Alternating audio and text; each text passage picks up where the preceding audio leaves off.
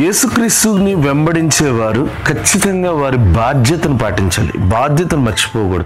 తండ్రి బాధ్యతను పాటించాలి. తల్లి బాధ్యతను, భర్త బాధ్యత, భార్య బాధ్యతను మరిచి నాకు యేసుక్రీస్తు వారంటే చాలా ఇష్టం అనేవారు అబద్ధికులు, వేషధారులు. నాకు దేవుడు అంటే ఇష్టం కాబట్టి నా భర్త బాధ్యతను మర్చిపోయాను, నాకు యేసుక్రీస్తు వారంటే ఇష్టం కాబట్టి నా బిడ్డల బాధ్యతను నేను మరిచి ముందుకు వచ్చానంటే మనం అబద్ధికులం అవుతాం. లూకాసు వార్త 14:27 మరియు ఎవడైనను తన సిలువను మోసుకుని నన్ను వెంబడింపని ఎడల వాడు నా శిష్యుడు కానేరడు. తన సిలువను తాను ఎత్తుకుని ఆయన వెంబడించాడు. నా సిలువను నేను ఎత్తుకుని నా కుటుంబాన్ని నేను పోషించుకుంటూ నేను యేసుక్రీస్తు వారిని వెంబడించాను. నా సిలువను విడిచిపెట్టి ఆయన్ని వెంబడించడం కాదు. యేసుక్రీస్తు వారి వలె సిలువను మోస్తే సులువుగా మోయగలుగుతాం. లోకానుసారులను అనుసరించి ఒకవేళ మన బాధ్యతను మనం పాటిస్తా ఉన్నట్లయితే ఆ సిలువ పెద్ద బాధ్యతగా అనిపిస్తా ఉంటది, పెద్ద రెస్పాన్సిబిలిటీగా అనిపిస్తా ఉంటది. యేసుక్రీస్తును ప్రేమిస్తున్నానని చెప్తూ తన సహోదరుని ద్వేషించిన వాడు అబద్ధికుడు అని బైబిల్ గ్రంథం చెప్తున్నారు. యేసుక్రీస్తు వారి వలన మనకు కలిగేది ప్రేమ, యేసుక్రీస్తు వారి వలన మనకు కలిగేది బాధ్యత, శక్తి,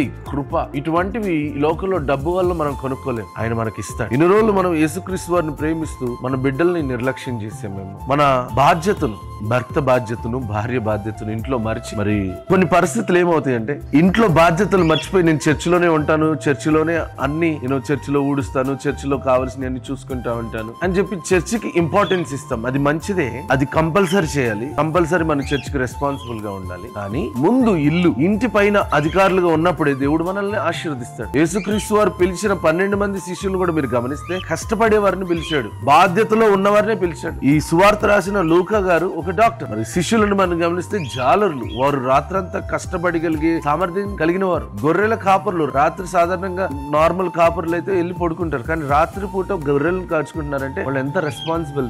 దేవుడు రెస్పాన్సిబుల్ పీపుల్ ని ఆశీర్వదిస్తాడు. నీ రెస్పాన్సిబిలిటీ మర్చిపో. రెస్పాన్సిబిలిటీ మర్చిపోయి నేను దేవుణ్ణి స్తుతిస్తాను, ఆరాధిస్తానంటే నీ రెస్పాన్సిబిలిటీ నువ్వు పాటించడమే దేవుని స్తుతించడం, దేవుని మహిమ. అటు బాధ్యత కలిగి దేవుని స్తుతిద్దాం, దేవుని వెంబడిద్దాం. God bless you.